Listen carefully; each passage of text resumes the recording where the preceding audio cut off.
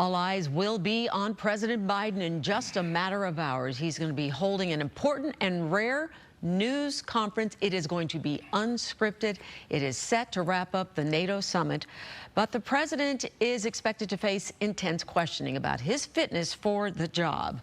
An ABC News Washington Post poll just released this morning shows 67% of Americans think the president should withdraw from the race.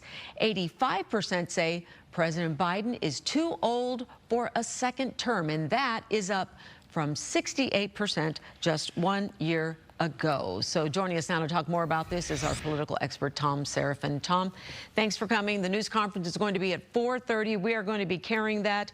A lot is riding on this. It's unscripted. He's going to get some tough questioning from reporters. What's going to happen because everyone's watching? Well, on the heels of what you just said on those numbers, take the other number, the head-to-head with Donald Trump and around the country.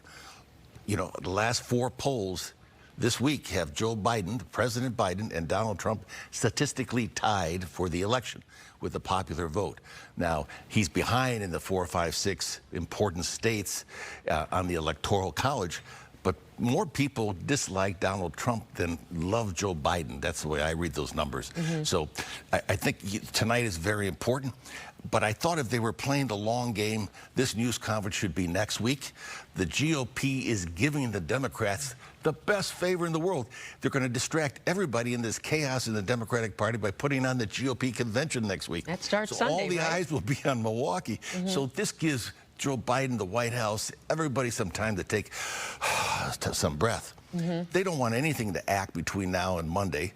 And, you know, he's going to sit down with some journalists on Monday to do another interview. Yes. You're saying they should have held off on They should have held off on this thing until next week. Okay, let's talk about this, though, because right now, so far, 10 Democratic House members have called for him to step aside. I think 1 Senate member has also called for him to step aside.